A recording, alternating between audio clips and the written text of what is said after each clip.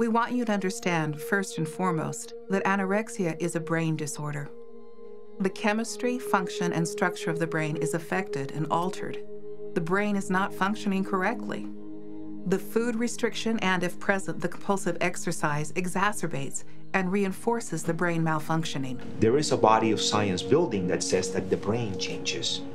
And importantly, I think the brain changes in the way that it functions.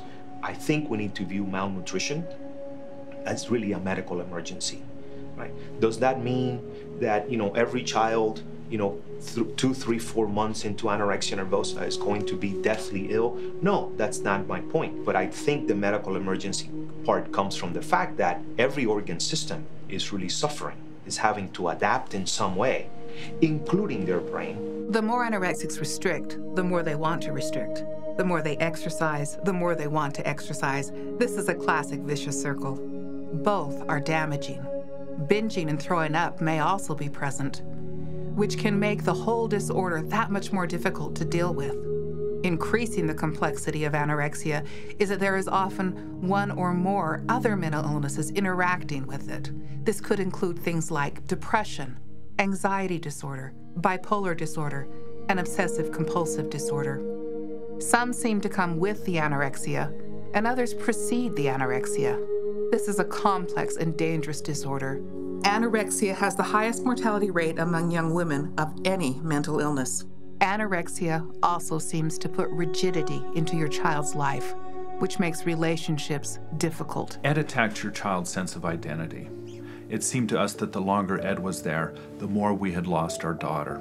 This model child that we'd had, that we were thinking, wow, what a wonderful child, she seems to do everything right, now was the opposite. She was fighting us on all of these, anything to do with exercising, anything to do with eating. We felt very lost and at conflict on whether to be more loving or to be more strict.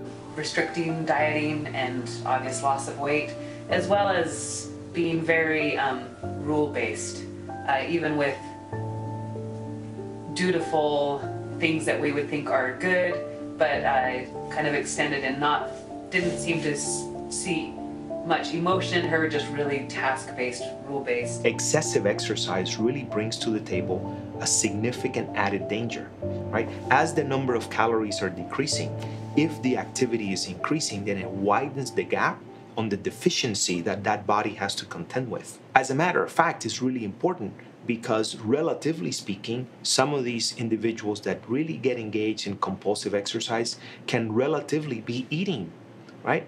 Boy, doctor, but I watch her eat, or I watch him eat. And the reality is as long as that gap exists, the person will end up in the same spot as if they were not exercising but not eating at all, right? It's really about the gap. So it's important to recognize that. Anorexia is an abusive dictator residing in your child's mind. For us, it seemed like the longer anorexia was there, the more it seemed to take over our child's life. She even started to lie. You find out quickly that unless they're telling you that they are doing things that they shouldn't be doing, they are lying. Although anorexia takes over your child's mind, your child is not the eating disorder. Your child is still in there somewhere.